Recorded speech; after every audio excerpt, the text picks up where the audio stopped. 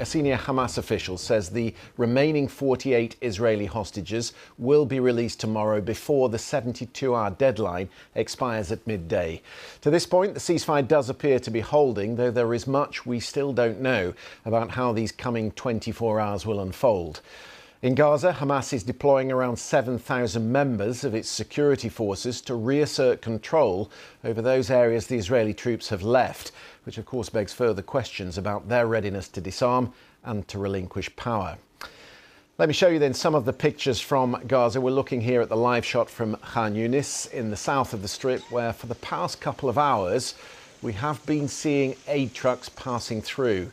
We have seen some people carrying food and supplies that they've recently picked up. Plenty of waving and celebrating too. In fact, we've seen children playing in the road this morning. This is Gaza City. Over 300,000 people have returned since Friday, more arriving all the time, despite the fact there's very little to come back to. The city lying in ruins, most of the water wells are out of service, the aid yet to arrive in any meaningful quantities. We have been seeing people trying to clear rubble from the streets, but one Hamas official said yesterday they only have 4 diggers available to help with that. Here's a view of the border at Kerem Shalom. So this is the main crossing point for any of the humanitarian aid heading into Gaza from Israel. There have been some trucks passing through this morning. The deal says 600 aid trucks a day should be allowed through, though we're not seeing anything on that scale just yet. And this is Hostages Square in Tel Aviv, where the crowds have begun to arrive through the morning. They wait patiently. This is where the celebration will be largely focused on Monday, when the remaining hostages are released. As for the diplomacy, well, that will start tomorrow. We know that President Trump will be joining 20 other leaders at a summit in the Egyptian resort of Sharm el-Sheikh to sign the agreement to end the war. They will be working to fill in some of the blanks in this peace plan. Sir Keir Starmer and the French President Emmanuel Macron have both confirmed they will attend. Downing Street said the Prime Minister will be there to pay tribute to Donald Trump's leadership and the diplomatic efforts of Egypt, Qatar and Turkey. Our correspondent Barbara Plett-Usher has sent this report from the celebrations last night in Hostages Square in Tel Aviv. For 2 years, they've come here every Saturday night. Now, Hostage Square vibrated with hope that this would be the final rally. President Trump, clearly the hero, his daughter taking the stage. And the president wanted me to share, as he has with so many of you personally, that he sees you, he hears you, he stands with you, always.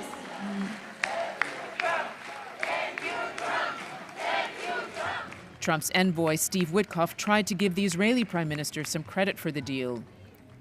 To Prime Minister Benjamin Netanyahu. They've accused Netanyahu of sabotaging past ceasefire attempts, aren't ready to forgive him. To Prime Minister Benjamin Netanyahu.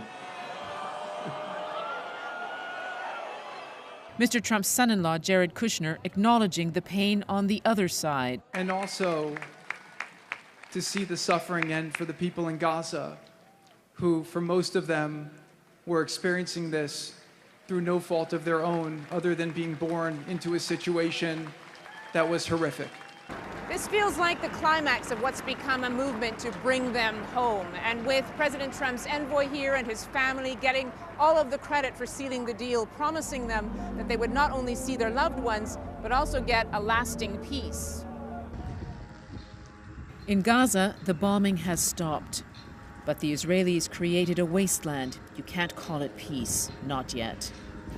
And into this void has mobilized 7,000 fighters, reasserting control amidst uncertainty about who will govern Gaza now. Hundreds of thousands of Gazans are making the journey home, displaced again and again by the war. It's finally safe to return. Finding, though, that there is nothing to go back to. The scale of destruction is hard to take in. For many, everything is lost. My house, which I built 40 years ago, was gone in a moment. All my brothers are gone, my nephews too. What's left in the world? Even death is better than the struggle we are in. This is the best chance for ending the war. But there are so many questions and obstacles, so much to rebuild for a lasting peace.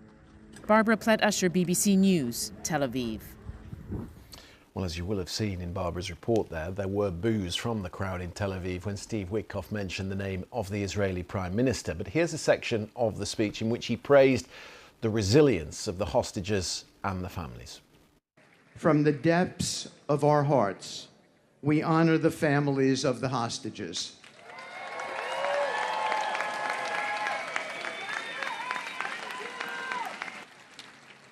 To the hostages themselves, our brothers and sisters, you are coming home.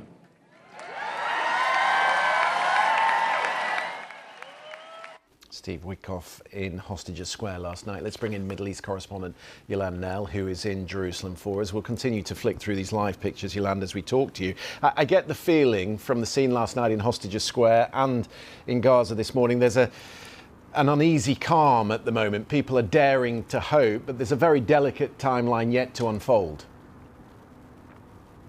That's right. Everything feels very fragile. People that I've spoken to in Gaza, some of them have said that they're reluctant to return back to their neighbourhoods in the north of the Gaza Strip. They want to know what will happen in terms of some of the lawlessness that they've seen, what will happen in terms of aid getting in, and will this ceasefire ultimately hold? Still waiting to see what happens with this hostage release. Israeli media are saying that it's expected to take place tomorrow morning. The deadline is for midday local time for Hamas to hand back the remaining hostages. There are 48 in total, 20 of them believed to be alive, and it's been made clear that while the 20 living hostages must be returned, that some of the remains of the deceased hostages won't come back immediately. It's going to take longer to locate them inside Gaza, and there's a whole mechanism that's being set up involving the Red Cross to try to locate those remains, remove them from under any rubble that they may be hidden under, and to carry out DNA tests so that they can be positively identified. Yeah, it's going to be enormously complex. You talk about the mechanism. Do we have more detail on how this will unfold and how many will be freed and in what order? So we know that all of the hostages should come back at one time, and there should be no ceremonies of the kind that we saw during the previous ceasefire. At the same time, the hostages are being exchanged for prisoners, about almost 2,000 held in Israeli jails. Most of those will be going back to the Gaza Strip. They've been held without trial and charge during the course of the war. There are also about 250 Palestinians who've been serving sentences inside Israel. They've been convicted in many cases for deadly attacks on Israelis. They will be going back, and what we've heard is that the Israeli Prison Service has already moved some of these prisoners, some to a location in the south of the country near the border with Egypt, close to Gaza, and some to the Offa military prison, which is just inside the occupied West Bank, close to Ramallah. And it's expected that the prisoners from there, we've already seen them being moved in buses. They will be the ones that are released into the West Bank and also into Jerusalem. Is there an agreed list of names of those Palestinians who will be released, Yolande, or is there still a disagreement between the parties on the list that was provided? There has now been a list of names that has been circulated, with many of the families being notified that their loved ones are due to be released from jail. But the Israeli military is putting out warnings to people in the West Bank and in Jerusalem that families must not hold any celebrations. That is part of the agreement, this initial phase of President Trump's agreement. There should be no ceremonies, no celebrations on either side. This should all happen in a low-key way, these family reunions.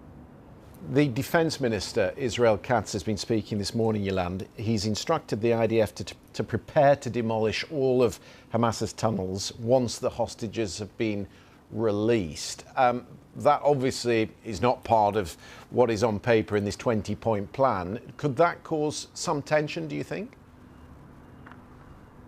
I think definitely. He said that will be carried out in full partnership and coordination with the US. We know that the Israelis now have about 200 US troops here who are involved in some of the coordination. A sort of center for coordination is being set up with the Americans in Israel to look at what happens in Gaza next. But there is so much to be discussed at this leaders summit that's due to take place in Sharm el-Sheikh tomorrow, presided over by President Trump himself. After he has spoken at the Israeli Knesset, he'll be flying off to Egypt to be there with the Egyptian President Abdel Fattah al-Sisi.